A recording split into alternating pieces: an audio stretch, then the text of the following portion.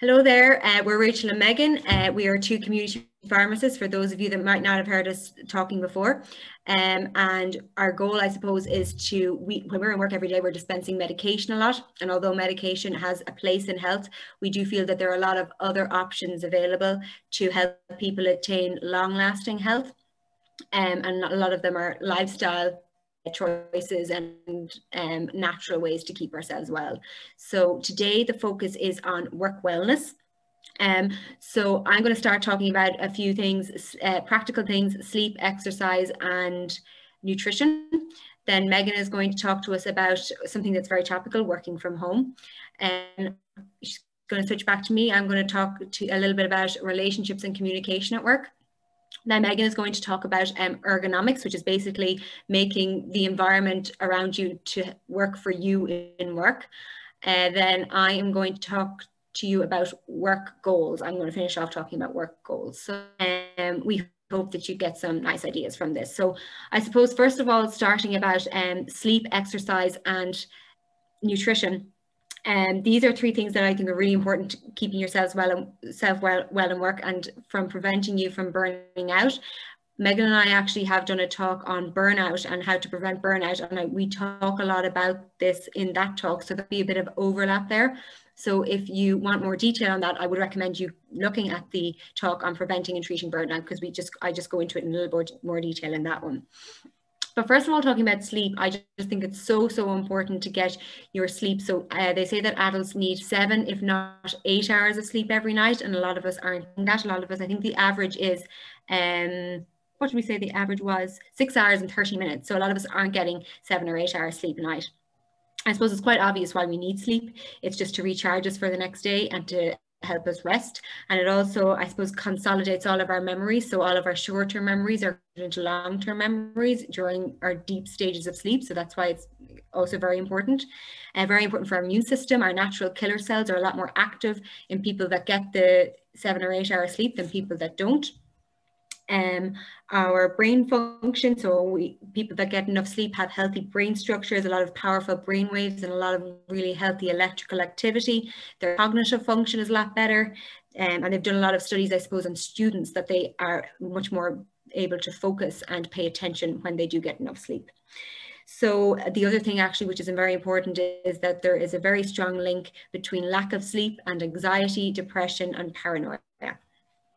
So really important to get sleep. If you don't get enough sleep and if you're looking to get more sleep, I suppose some very practical tips are: number one, to set a good sleep routine. So to go to bed at the same time and get up at the same time each morning. Even on weekends would be very important, because that's often when our body clock starts to switch, and then we get into bad habits, and it's often very hard to get to sleep on Sunday morning. Then we're very tired on Monday, and that sets us off on a bad tone for the week. And also to avoid naps, to keep that routine nice and steady. Avoid caffeine, especially late. I love my coffee, but especially late in the day. So caffeine actually has quite a long half-life. So when we drink a cup of coffee at about 10 o'clock, half of that caffeine can be still in our bodies 5 to 6 hours later. So it takes quite a bit of time to metabolize it and get it out of our bodies. So before noon, if you could, I would say to drink your coffee. Keep your bedroom nice and cool, around 18 degrees. Have the room as dark as you can, so keep the lights dim a half an hour before going to bed, and try and keep away from laptops, phones, and iPads, because bright lights, including those blue lights that you get from those devices, inhibit the release of melatonin, which is a very important sleep-producing hormone. Set the scene in the bedroom, so declutter, make it inviting. Don't go to sleep until you are actually sleepy, and if you don't sleep, don't just lie there. Get up and maybe read a book or something, and then try going back to sleep again. And just try and get your worries out of your head. So maybe have a little worry journal or something like that. So that's sleep. Then exercise, I suppose it's really good. Exercise yields productivity. So you get positive results in the workplace when you exercise. It leads to the release of a lot of important neurotransmitters, kind of the happy hormones or the happy chemicals: dopamine, serotonin, and adrenaline. And dopamine in particular is linked with motivation. So when we exercise, we release a lot of dopamine, and so we're ready to get stuff done. So exercising before work is quite a good idea, because then you're very motivated going into your working day. Very important for again our cognitive and our brain function. So a lot of brain structures actually get bigger as we get fitter. So we tend to be able to concentrate, learn and memorize a lot better when we exercise. So I suppose practical points in terms of getting exercise while we're working from home, I think it's especially important. I think even when you're working from home, it can nearly be more important in the middle of the day, just to break up your day and get out into the fresh air and exercise. If you're not working from home, just incorporating it into your working day practically. So walking to work and back obviously is a great idea. If you can't walk all the way to work because maybe it's too long, maybe going and parking halfway between your house, and that's what I do, halfway between your house and your workplace, so then you just get even a little bit of a walk, or going for a walk at lunchtime, or trying to set up an exercise group. Now I know maybe it's not practical now with COVID, but trying to set up an exercise group in work can be a good idea, because if everybody's feeling a bit deflated and a bit tired after work, you can all motivate each other to go. So that's just a few practical tips to exercise. Yoga is also a wonderful option. I suppose it's a great option now because you can do it from home, and there are a lot of great videos and all that kind of things on yoga, and you get the benefits of movement and stretching with the deep breathing, which is really, really good to calm ourselves down and slow down our nervous system. So that's yoga. And while I'm on yoga, I'm just going to talk a quick little bit about meditation. So meditation, I think, is just, you know, such a powerful tool that's just at our fingertips, and it's so easy. And, you know, there's so many apps and so many YouTube videos and everything there on meditation, nervous system. And it also really helps us to focus, and it helps us to increase our ability to pay attention. And it does take a bit of practice. So I know when I started meditating first, my mind would wander and I wasn't really doing it properly. But as I did it more and more and more, I got really good at it, and my focus started to get really good. And not just while I was meditating, in other parts of the day as well, my focus was just sharpened. And I would say that the longer the better. If you meditate you can do it from 5 minutes to a half an hour. The longer you can do it, the better it will be for you. So do try and kind of build it up as much as you can. There are loads of different types of meditation. So you have mindfulness. I suppose that's quite common at the minute and quite popular. And that's where you're very aware and you're very present in the moment. Transcendental meditation then is where you're focused on a mantra or a chant, which sounds like it wouldn't be relaxing. It's actually very, very relaxing and very therapeutic. Body scan is a very good type of meditation for people that have certain points in their body that are very tense. So it helps you to become aware of those tension points and loosen up and release the tension. And then loving kindness meditation is very good if you find that maybe there's somebody in your life at home or in work that you're not getting along with. It teaches you to send out and to receive love and kindness, and to let go of any anger and frustration. So find one that a meditation that works for you. It's a practice, it's a skill, and you know, the more you do it, the better you'll get at it, and the more beneficial it will be to you. So that's just something about meditation. And then I'm just going to do a few little tips about nutrition. So nutrition, getting good nutrition is very good for our energy and our concentration. And I'm just going to look at some foods that you could incorporate into your working day to help with this. So one thing is berries, which are really good. So maybe instead of your sweets or whatever that you'd have at your 11 o'clock break, to put in berries, raspberries, any of the berries, strawberries, blueberries, really, really good for you, full of flavonoids, and have been shown to improve our brain function and our immune system. Nuts as well, green vegetables, whole grains, citrus fruits, and yogurts, and especially whole live yogurts are good because they keep you full for longer, and they have all the good bacteria which are very good for your gut. So there are just a few different foods that a lot of us don't get enough of that we could incorporate into our working day to keep us healthy. And then just a little note on supplements. So a lot of people are coming into the pharmacies at the minute looking for supplements, and you can get ones very simple supplements. It depends on you. I would also say it depends on what medication you're on and your medical condition. So always just check with your pharmacist before you purchase anything. You can get something as simple as vitamin C and zinc for your immune system. Some people, all they want at the minute, especially, is vitamin D because of the lack of sunlight that we're getting. I think a lot of us really should be taking a vitamin D supplement in Ireland during the winter, and especially because there's increasing evidence to show that it helps us to fight COVID. So I would definitely recommend a vitamin D supplement. And then some people want a full multivitamin. So you can go with something as simple as Centrum, which is, you know, a very good value kind of basic multivitamin. You can up it to maybe Pharmatin, which has the ginseng in it, which can help with our energy levels. And you can go with Viviactyl then, which has some other extra things. There's something in particular in Viviactyl that's good for balancing our neurotransmitters, which can be good for increasing and enhancing our mood. And then you can go up as far as Revive, which I always find is great for me to, it's a bit of an investment because it's quite expensive, but it has something in it called coenzyme Q10, which is really good for helping us to release energy from food. And I would always notice when I stop taking it that my energy levels do start to fall. So it's something that's definitely worth discussing with your pharmacist if you want to just add something to your everyday routine just to help with your energy levels, your concentration, your immune system. So there's just a few notes on nutrition. So after all those little practical bits, I'm going to go to Megan. Megan is going to talk to us about something that's very topical, and that is working from home. Thanks, Rachel. And just a quick point, I love your talk on meditation. And actually, I took up a meditation practice recently. And like that, at the beginning, my thoughts were all over the place, and now it's gotten better and better. And I noticed it's enhanced my level of calmness. You know, as things crop up out unexpectedly, I'm like going in a much calmer pace, and I really think that it's very powerful. So we're going to dig next into working remotely. And I've actually transitioned. I was full-time working as a community pharmacist, and now I'm part-time. I do a day a week in the pharmacy, and I do 4 days a week working from home. So I'm in the new age, work from home, and there's ups and downs to that. So I'm going to talk a little bit about that. And again, I think one of the main things that people are realizing is that the daily social interaction is very different. It's a different landscape to what it was. And I know a lot of people are feeling lonely or isolated. So it is the new normal. It's going to be going on for another little while, and we just have to make the best out of it insofar as is possible. So really what this topic is about is enhancing the work wellness and as much as we can. And I guess that's especially important now. So we're going to go down through a few bits. And the first one is designating a workspace. So this is so important, whether it's ideally you have a spare room converted into an office space or something like that. I know not everybody has that opportunity. But just that even if it's in a main room, just that you have a desk and a setup designated for work, that it's not sort of, I know I'm on Zoom meetings with people and they're kind of leaning over a couch and different things, and it's just blurring the lines between what's working and what's living.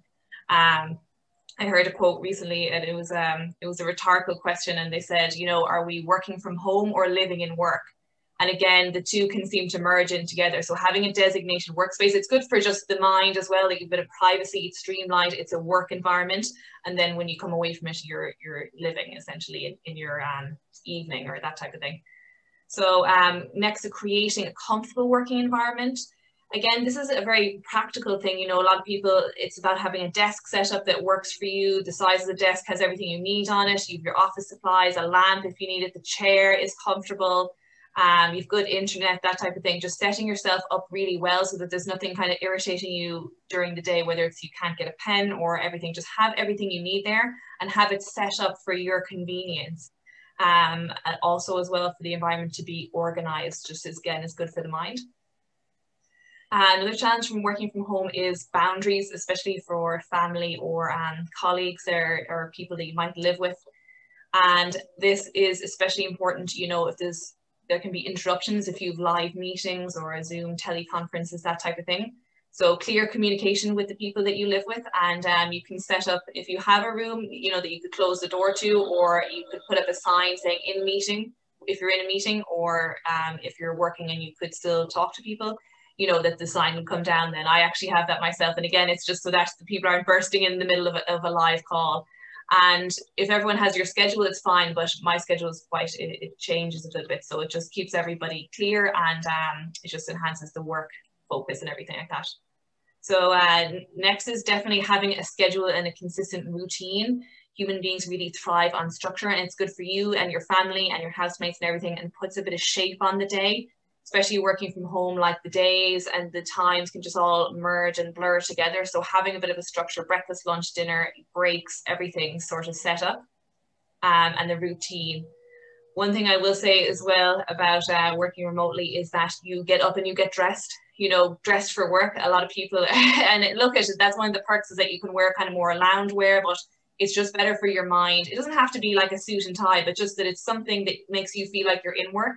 And then when the work day is over, that you can come out of those clothes into your evening clothes, and you feel like, because people do that normally anyway. So you want to kind of replicate what it would have been like when you were going to work, coming home, you change out of your work gear and it's your evening. Yeah, so having a bit of structure, waking up at the same time every day and having a schedule, planning your schedule the night before and sticking to it. And they say just to plan 70% of the day, because surely, you know, a phone call comes up or something, so you don't want to be under pressure. And get your priorities done first thing in the morning when you're fresh. That's always a great one, because I know when you're working from home, you can tend to procrastinate as the day goes on, and you might get tired. So get the priorities done first. Breaks are so important. And again, they're part of a natural working day, so include breaks in the schedule. And that helps to keep a bit of structure again on the day. So I know some people are, you know, you might need an hour for lunch if you're beside the kitchen, and you could nearly make a five course dinner and be back in time for the hour. But to actually take the full breaks that you're entitled to, depending on what your workplace entitlements are, and actually have a rest, because it enhances productivity. So it's really important. And the other thing I will say is, on those breaks, you know, not only is it a break from work, but get a break from your environment. If you're sitting in the same room all day, including your break, you know, you might have an hour and you might sit and watch a bit of Netflix or something, but don't just sit in the same room. Like, go out, go into the living room and just break it up a bit, the environment and what you're doing. If you can get fresh air, brilliant, because that's obviously good for circulation, everything, walking, movement. So another thing that's really important, especially, you know, work from home or working remotely, is that you start and end your day with some form of a ritual. This is one thing that people are missing, whether they're aware of it or not. You know, you might have gotten up, made a takeaway coffee, made your breakfast, and commuted to work. And you know, you'd work all day and then you'd come home, and there'd be like a series of habits that would start the day and end the day, the work day, and your mind and everything would be aware of it. But now we wake up and you just move from one room to the other, and again, it can blur the lines between the times of the day and whether you're working or whether you're off. So setting up a bit of a ritual, just a series of habits. Some people like to just even go out for a brisk morning walk, and then when you come back, you're at work. And then in the evening time, again, you might go out for a walk or do a bit of yoga, but when you do that, it signifies to yourself that the work day is complete, essentially. So yeah, just having a few different things. Essential oils are really nice, actually, if it's safe for you to use essential oils. You know, there's different ones. Lemongrass can be uplifting, so you could have lemongrass in the morning, and then the evening maybe a relaxing lavender. And again, signifying the start and the end of the workday, and just the transition from working at home to living at home, essentially. And just to switch off in the evenings, it can be very tempting to check your computer, check your emails. And, you know, I've definitely done this myself, but it's not even just about answering the one email. It's just that it starts a whole series of thoughts about work and colleagues and things. So to really kind of log off your computer and your mind from the work environment. Communication is so important, especially like all your colleagues, if they're all working from home as well. People can get a bit lonely.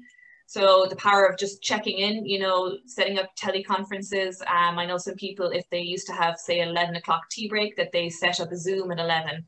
And again, just keep it short, keep a bit of boundaries on it, could be 15 minutes, and keep the chat light. Set a bit of an intention, you know, so it's not kind of a rehash of news. Rachel, you have a nice practice actually that you do in the pharmacy. It's a gratitude practice. So it just goes around and everybody says one thing that they're grateful for. And that gives everybody a lift. So you want to keep the topics positive. But again, you're checking in. You could all make coffee in your own. It's the home canteen, and just meet on a Zoom for 15 minutes, and it just really lifts the spirits. So again, it's about replicating kind of a more normal workday that you would have had. So, and also for team unity as well, and feeling part of the team.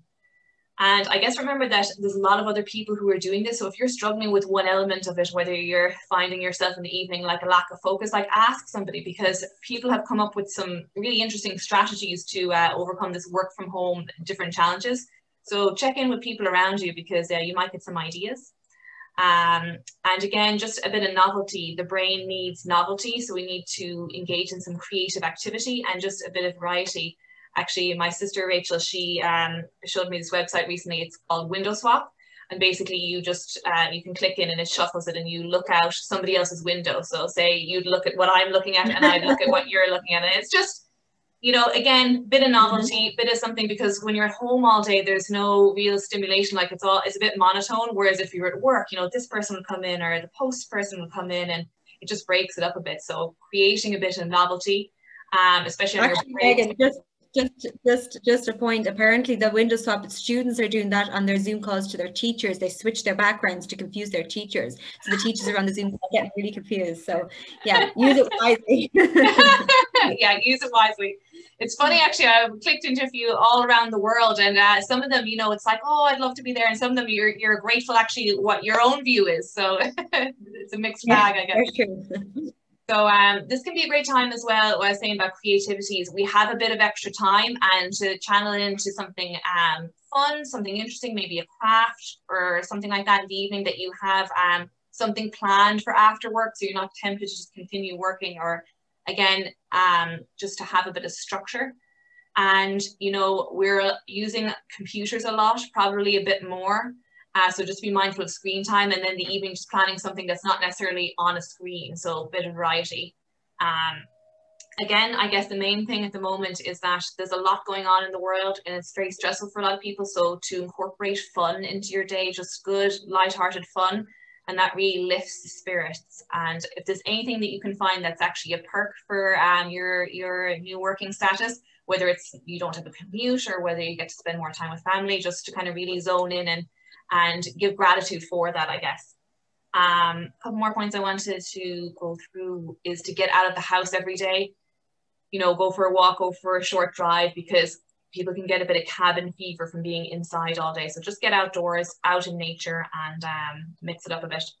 And, you know, this is a time where people, like I said, there's a bit extra time and we can start analyzing and over-analyzing everything. So just channel that thinking time into something positive as much as you can, and balancing productivity with self-care. So I know a lot of people feel that, you know, if they're procrastinating, they're really hard on themselves, but naturally in work there'd be different things and distractions and you wouldn't think too much of it, but when you're sitting at home all day, you're very aware of what you're doing. So just set yourself a plan, give yourself grace, and just make the most out of this time and the best out of it. And that's really all I have to say about working from home. And again, it's I guess it was a novelty at the start, and now people are, you know, there's different elements to it, but making the most out of it. So that is work from home or working remotely. And Rachel next is going to talk to us a bit more about relationships and communication, which is so important, especially now, to stay connected with people. Absolutely, really important to stay connected with everybody that you're working with. And I suppose well-being in the workplace is becoming more important, and employers are recognizing that when people are well and healthy and happy at work, that they're more engaged and more productive, and for that reason they do invest in work wellness, and that's rightly so. You know, as healthcare professionals ourselves, working long hours in stressful environments, sometimes we do see how vital it is to be well in work. And I suppose the interesting thing is that work is actually supposed to be good for us. A lack of work has adverse health effects, while work has health-producing effects. But the idea is that, you know, you do the right kind of work in the right amounts, and that's key. We want a work-life balance. I mean, whenever the really old, some of my really elderly patients come in, they might be like touching 100. I often ask them what their secret is, and one of the things they will always say to me is hard work, because hard work, I suppose, strengthens you mentally and physically. So I think it's a really nice point that work isn't a bad thing, work is a good thing, but you just need to make sure that it works right for you in your life. So and we're spending so much more time in our workplace. Being in work needs to be taken seriously, and it's not just about being warm and having food. It's about, I suppose, having a job that brings you prosperity, success, enjoyment, and meaning. And to ensure that you're having a positive experience at work, you first need to know your role. You need to be self-aware in your role and know what's expected of you, so that you can perform and be confident in your performance. And I think a lot of people are struggling with that at the minute, working from home, especially because I know, like, I have some people in my house working from home, and they're like, am I doing anything? Am I doing what I'm supposed to be doing? Because they're not in the workplace, they don't know what they're supposed to be doing. So check in, and don't be afraid to, what my guys do is, it sounds so repetitive emailing their boss maybe every morning, if there's anything you want me to do, let me know, I'll do this, but do it, check in so that you know that you're doing what you're supposed to be doing, and then you're confident and you're happy and you're secure in what you're doing in work, and ask for all that feedback. I think that's really important. And the employer-employee relationship is key, I think, for your job satisfaction. And I think it's really important to maintain that throughout this pandemic, whether you're working from home or not. And there needs to be communication and openness there. It has to be a two-way street. So we need to respect our employers, because we should respect everybody in our workplace, but we do naturally show, I suppose, a bit more respect to our boss.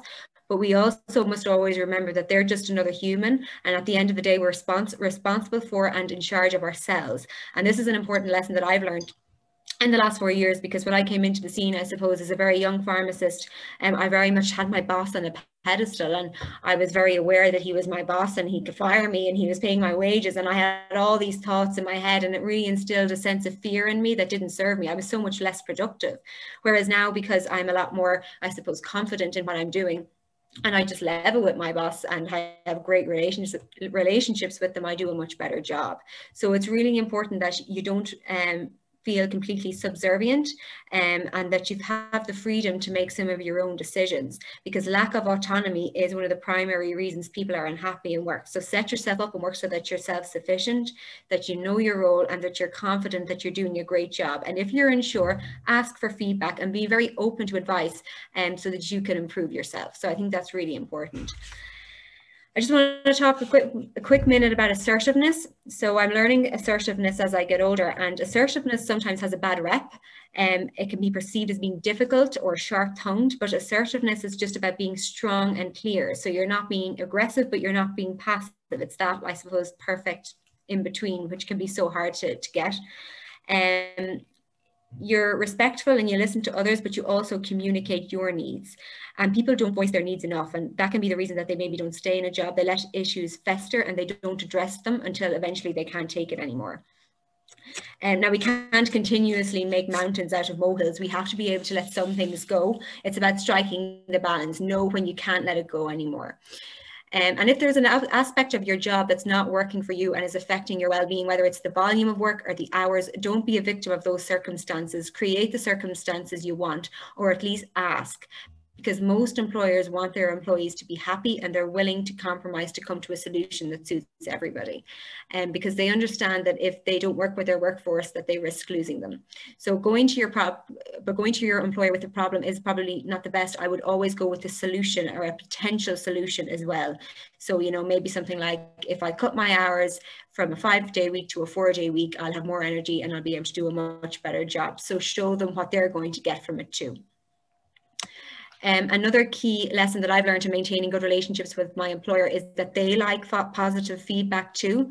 So we all like a pat on the back from our boss, but they actually like a bit of a pat on the back as well. So if they do something nice for you, like, yeah, it's true. Like if they buy a new coffee machine, if they give you a Christmas bonus, whatever it is, let them know that you're grateful and thank them for it, because a lot of people don't bother thanking their employers. Always thank them and just recognize what they're doing. Because the more you give, the more you get back. Now, of course, your boss isn't the only person involved in your working day. We all have colleagues, and having good relationships with colleagues ensures a positive atmosphere. And assertiveness can be required with colleagues as well, but only be as assertive as you need to be. Try and be as easy to get along with as you can, and try and be, I suppose, easy company. And I always think it's important to be generous with encouragement for your peers and to take a genuine interest in them. So ask them about their weekend, ask them about their children, ask them about their dog, because if you're nice to them 99% of the time, they'll be nice back. And even though you might not be in the workplace with them at the minute, just as Megan said, check in and take an interest. How are you getting on, etc., etc., and keep that relationship going, because we will be back to work eventually, and it's important that that relationship stays strong so that you can just go straight back into a lovely, positive, friendly environment. So that's everything that I have to say about relationships and communication in work. And now I think Megan is going to talk to us about ergonomics, which I think is very important, especially when we're all working from home. Yeah, very topical and very important now, especially because people are working from home, that you have a different setup. You know, if you're in a work environment, it might have been set up well for you. So now that you have to create your own setup now, I know a lot of companies might supply office chairs or computers and that, but just it's about a network of things. The computer, your chair, the desk, the keyboard, the mouse, and everything. So we're going to look at a few bits on that. So ergonomics, I guess, just it's very topical, but what does it mean really? So definition is it's an applied science, and it's about designing and arranging the things that people use so that the people and the things interact efficiently and safely. So you interact with the computer and the things safely and efficiently, so not straining and all that. So the first part is awareness and identifying any ergonomic challenges that you have. It's very individual. And again, you know, even myself and Rachel, like if we were to swap desks, you know, I'd be maybe hunching down and you might be leaning back. So it's very individual to even your height and everything. So does your space work for you is really the question that you should ask yourself. And the space, whether it's a desk sitting space or a standing space, it should be adjusted to fit the person, not the other way around. I know a lot of us are trying to adjust ourselves to fit the computer, whether we're leaning or hunching, that type of thing. But the whole setup should work for you. That's really the point of it. So I know some colleges and some workplaces offer ergonomic review. I know some of them are doing that remotely. And again, they can talk you through a series of steps of check this and the height of the screen, etc. So posture is the first one. Maintaining good posture that supports your spine, natural alignment. You want to be sitting up straight, your feet on the floor or on a footrest. I know some people, it's not that comfortable to have your feet flat on the floor. So if you have a footrest, that's perfect. If you're standing, you want to be straight, neutral posture. So no kind of hunching, slouching, that type of thing, slumping. You want to be up straight and just in alignment, really. So as well, if you're in a desk job and you're sitting for a long time, like 8 hours a day is a long time to be sitting.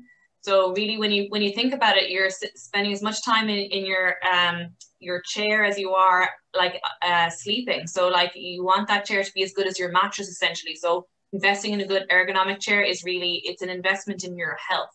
So it's really important. And again, a lot of workplaces actually can provide some work equipment. So just check out with your workplace if they offer that. Otherwise, I would suggest investing, like it will be worthwhile. And like that, we could be working in this manner, you know, for another while anyway. So the next thing is the computer positioning, the keys, the mouse, everything like that. So the main thing is that you want to avoid overreaching or unnecessary stretching or strain. Now there's a lot of keyboards that are wireless, so you can get, this one is actually the one I have is a wireless keyboard, so I can move it around, have it, and basically you want to be typing that your shoulders are back and down and relaxed, not leaning. I remember when I first was working, I had it up on a shelf nearly, I was leaning and stretching, and by the end of the day I'd have strain. So really be mindful, and it actually, you just have to take a step back objectively and look at what you're doing. And it's kind of nearly very obvious when you do that, but it has to just be, it's just about awareness really. So everything organized so there's no overreaching or strain, and the screen as well. So the top of the screen is no higher than eye level. That's what they recommend now. And again, that reduces neck strain. And I know a lot of people can get headaches from straining their neck where they're looking up or looking down at a computer screen, especially if it's a laptop. So just having that right, and you can get different props for the computer to prop it up, and laptops so that it's ergonomic. So footwear as well, if you're in a standing job, Rachel, I know when you and I were in community pharmacy, we're standing all day long, so it's so important to have the right footwear, and that just prevents pain and reduces fatigue really. So just experiment and find the ones that are most comfortable and support your arches in your foot and everything. And then with ergonomics, you know, when you're sitting there all day, you can kind of notice some different aches and pains. So just to be aware of them, and some of them could be coming from our desk setup or our environment setup, whether you're standing, you might be, I know sometimes in pharmacy we're leaning forward a lot, checking prescriptions. So even that needs to be counteracted with stretching. So if you are noticing any ongoing symptoms, aching, stiffness, that type of thing, or soreness, just to note them. And as the symptoms arise, and you can maybe determine the patterns in your routine that might be causing them, and to make changes. So if it's unwork related, you might need to go for physio or osteopath. And it is important again, because you don't want to be, it can be a distraction. If you're in discomfort or pain all day, your shoulder's bothering you, it's a distraction from what you're doing. So it is worth either trying to get some stretches going to combat that, or some physio. And again, they can actually advise you on stretches that can offset the static position. You know, if we're leaning forward all day, we need to stretch back and that type of thing. So eye health I want to touch on. Rachel, you're speaking about this as well, especially we're on computers all day long, talking to people on computers, working on computers. And again, it's a lot of blue light. There's some features on phones now and some computer screens that you can actually reduce the blue light, and you actually create a warmer light. It's like a spectrum. I've adjusted all mine now. I actually feel like I have noticed the difference. And then there's things like blue light glasses. I haven't really invested in those myself, but you can, I think if you just adjust the screen, it can really be of benefit, especially in the evening time. So as well as that, we're doing a lot of close work now. So they recommend every once in a while to look out into the distance. There's a 20-20-20 rule. So every 20 minutes, you're supposed to look at something 20 feet away for 20 seconds. And, you know, again, like you're supposed to be so focused at work, so you might have to set a timer. I have to set a timer because, you know, I could be sitting here and 4 hours could pass by. So I set a timer and just, you look out into the distance, you get a glass of water, you're resting your eyes, and then you're back. Because when you look in the distance, your eyes are resting. When you're close up, they're working a bit harder. The other thing they recommend doing is that every hour you close your eyes for a minute, 1 full minute, and that just resets the tears. Because again, when we're on computers, we tend to keep our eyes open more, so we're not blinking as much. So just to be mindful of that. And again, I think as well, people have a lot of expectations of the body. I know sometimes I've noticed more recently, like the body needs time and attention and self-care. You know, we expect ourselves to be able to sit there still for 9 hours and work intensely. And it's just about giving back to your body as well throughout the day, rather than waiting to the end of the day when you strain or eye strain or back strain, that type of thing. So incorporate it into your workday. Lighting is so important. Natural lighting is obviously the best. But again, adjusting the lighting so it's not too bright that there's glare, but not too low that there's eye strain. And again, just to be mindful, some really harsh lights can actually cause stress. So just especially if you're working or studying. So just being mindful of that. And breaks. I know I mentioned breaks earlier, but I guess what to include in your break is definitely some good stretching. Because we're sitting, and even if you have a good ergonomic chair, sitting for 8 hours a day just isn't good for the body, because we need circulation and movement. So and again, if you include stretch and movement breaks, it reduces fatigue, it reduces musculoskeletal disorders associated with work, creates a healthier workplace, and actually enhances your productivity and focus. So just different things, like because your hands and your arms are in front of you all day long, you want to stretch with your arms back, interlace your fingers behind your back and reach back and just squeeze the shoulder blades together. I tried to demonstrate this earlier and it didn't work because I was sitting down, so I'm just going to talk you through that. So yes, you just interlace your fingers behind your back, you reach back and you squeeze your shoulder blades together. And then basically that offsets what you're doing, which is working in front of yourself. And all muscle groups are paired. So you want to work the opposite muscles so that it keeps everything in line. Another one you can do, again, because we're working like this with keys and a mouse, is you can just interlace your fingers the opposite way, palms out and reach up. And again, 15-30 seconds, it's very easy to do. When the timer goes, you could even include that when you're looking into the distance with the timer, that you look into the distance, get a glass of water, do a stretch, and then you're back to work. And again, it just incorporates everything that the body needs. And again, not to make it into a distraction, but just to get it into the habit of it. So movement breaks as well, you know, it can be hard to hit that 10,000 steps when you're sitting all day long. So just to get in the habit of getting a glass of water, walking out to the kitchen, walking around the house every once in a while, just to start clocking up the steps as the day goes on. And again, have a set amount of movement so it doesn't turn into a big distraction, whether it's you just do one lap of your house outside or you go out to your car and come back, just a set amount of movement so that you can get straight back into work then. And again, it's good for energy, productivity, and better health in general. So regardless of your workspace, I would just take a good ergonomic review. And this is something that needs to be done regularly. I did this when I first set up, but then I moved house, I moved apartment at a different office, and I actually realized that it wasn't a good setup and I had to fix it again. And even more recently, I've started doing a lot where I'm writing. So the keyboard again was moved. So you just have to keep an eye on it that it's working for you. The last piece about, it's not really maybe necessarily ergonomics, but just about working from home in your office space. So just to have like a visual, something that's uplifting, whether it's a photo of your friends or your family or a motivational quote or something, or just a picture that just kind of, when you look at it, boosts your morale a bit and just breaks up the day. So yeah, so those are some practical tips. And again, ergonomics is so important. Remember, 8-9 hours, some people work in 10, 11 long hours. So regardless of if you're in a standing job, sitting job, what you're doing to mind your body and to really just take stock of what your desk setup or your standing setup is like and how it's working either, you know, for you.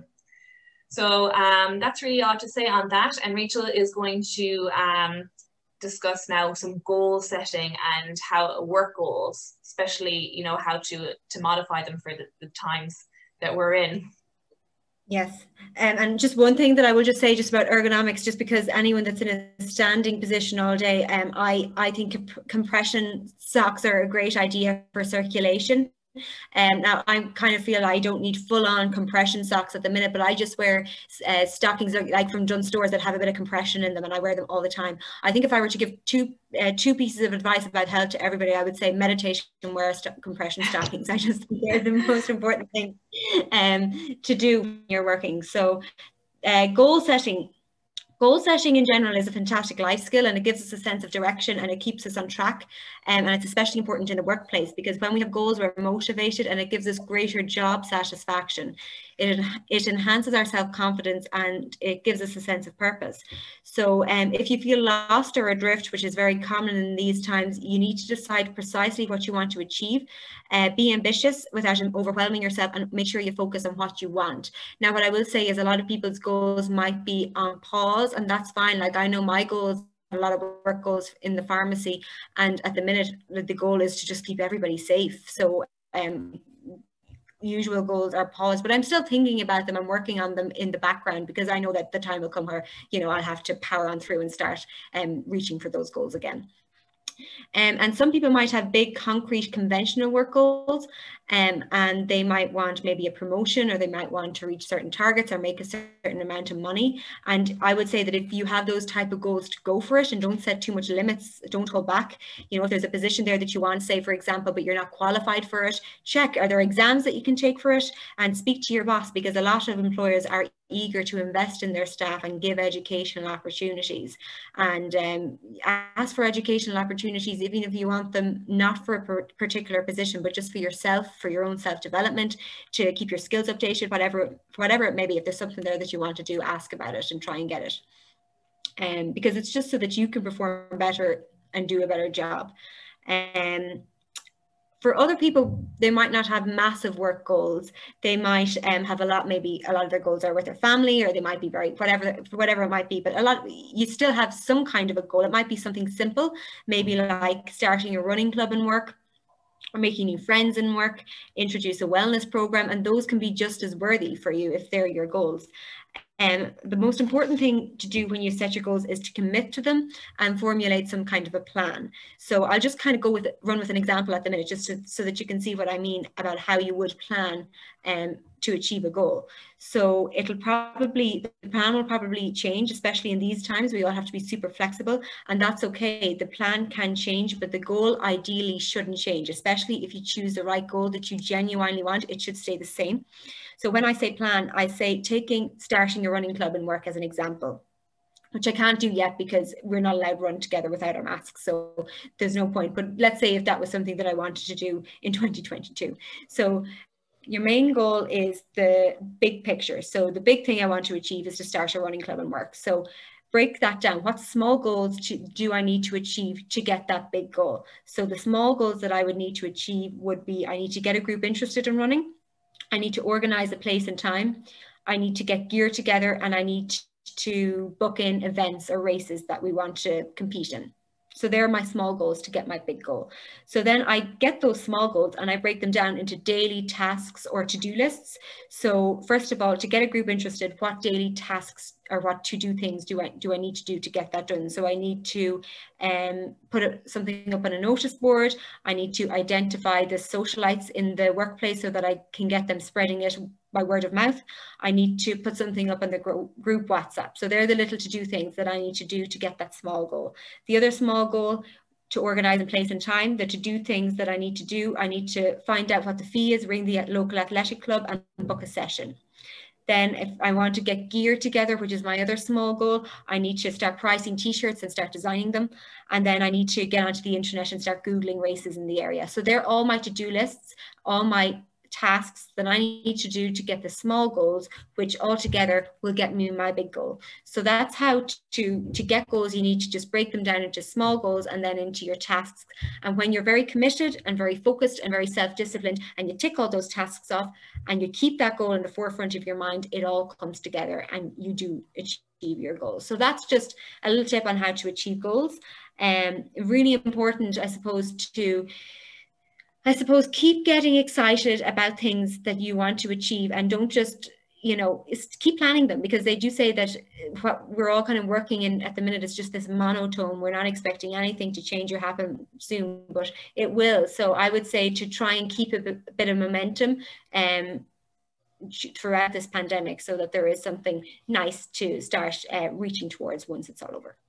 So, or you can even have goals, like set goals during the pandemic. Maybe you want to, I don't know, Megan, what kind of goals could you have? I think people want to take up like an instrument and thing like that. If you ever wanted to take up a hobby and you had no time, now is the time. Like if that's you and you always wanted to play the piano, now is the time, So, absolutely. So if there's a goal that you wanted to do that you can't do right now, have that as your goal next year, but set another goal for this year. That would definitely be a good idea. I love that. So that's everything that I have to do on goals. Megan, do you wanna sing us out? So I haven't been practicing my singing. That hasn't been one thing I've been focusing on, but I think you're right. We need goals. They say that humans are goal-seeking organisms, and we need a goal. And like that, if you feel like it's not like available, that you can't really work on at the moment, set a new one for this year. We know, be flexible and adapt. And there's a lot of things that people can do with all this time, whether it's reading, studying. You could learn a language. You could come out of this pandemic multilingual. Like there's just a lot of things you can do. I guess what's bothering people is it wasn't what we had planned. But again, it's just about adaptability and, as best as you can. So the talk today, I hope you got some practical tips, and we hope that it was uplifting as well, because look, we all need a bit of cheer and a bit of to lift the spirits. And again, it's just about making the best out of these unusual times, and so that you can look back and say, well, look there was a worldwide pandemic for the last while, but I did this, or I took up this hobby, and this is what I did during that time. So flexibility, adaptability as much as you can, and being kind to yourself. It might be a good time to up the self-care and really look after yourself and give yourself grace. We're all doing our best. So that's everything. So that's work wellness, everybody, and we hope that you enjoyed it, and we'll see you again.